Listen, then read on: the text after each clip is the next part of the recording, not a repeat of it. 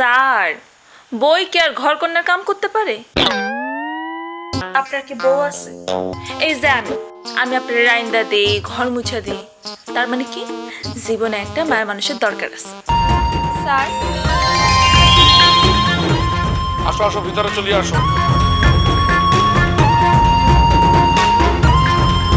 তোমার তো সন্ধ্যার পূর্বেই আসিবার কথা, তো দেরি করিয়া আসিয়াছো যে? আমি তো বিকেলে এসে ঘুরে গেছি, আপনি কলেজ থেকে ফেরেননি, আর আমার কাছে তার একটা চাবিও নেই। ও, আসলে একটা চাবিওয়ালার খুব দরকার। একটা ডুপ্লিকেট চাবি বানাইবার খুবই প্রয়োজন মনে করিতেছি। ডুপ্লিকেট চাবি লাগবো কেন? আপনি একটা কাম করেন, নতুন একটা তালা কিনা নেন, 3টা চাবি পেয়ে যাবেন। বাহ বাহ বাহ, কথাটা কিন্তু মন্দ বলেনি। বুদ্ধি হ্যাস। তুমি কিন্তু বেশ দুষ্ট বালিকা আছো। এত গম্ভীর থেকে কি লাভ স্যার? কয়দিন আর বাঁচো, আনন্দ ফুর্তি করতে করতে জীবনটা পার করে দেবো। খুব ভালো দার্শনিক কথা বলিয়াছো তো, তাই নাকি? কি কর স্যার, আমার ফাইজলামি আপনার পছন্দ হয়েছে? হ্যাঁ শোনো, হাসিতে হাসিতেও মানুষ অনেক সময় অনেক দামি কথা বলিয়া ফেলে। আমি আমার জীবনটাকে আনন্দ ফুর্তির ভিতর দিয়ে কাটাইয়া দিতে চাই। আপনি তো পারবেন না স্যার, কারণ আপনি মাস্টার মানুষ। আপনি যদি বেশি আনন্দ ফুর্তি করেন তখন মানুষ এটার পাত্র করব। মানুষের কথায় কিছু যায় আসে না, কথাটা মনে রাখি না।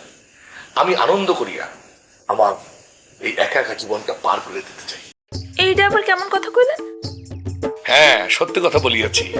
মানুষ যখন একাকী থাকে তখন নিজেই নিজের সঙ্গী হইয়া যায়, বুঝিতে পারিয়াছ? আর সবচেয়ে বড় কথা হইয়াছে, আমার বই পড়ার অভ্যাস হইয়াছে।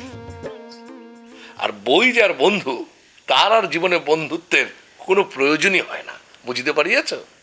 স্যার, বই কি আর ঘর কন্যার কাম করতে পারে?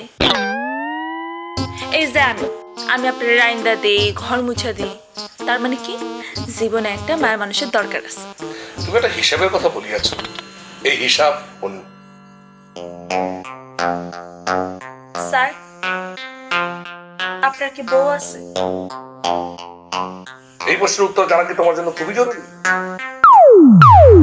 না, আপনি যদি না স্যার নাই কইতে, তাই আমার ধারণা নাই। তুমি যদি এখন চলে যাও আমি খুবই প্রীত হইব, কারণ আমি এখন চেয়ারম্যান সাহেবের বাড়িতে যাই। চেয়ারম্যান বাড়িতে? তিনি কি আপনারা যাইতে কইছেন না আপনি নিজেই যাইতেছেন? না না না, তিনি চাইতে বলেন নাই, আমি নিজ থেকেই দেখা করিয়া আসবো।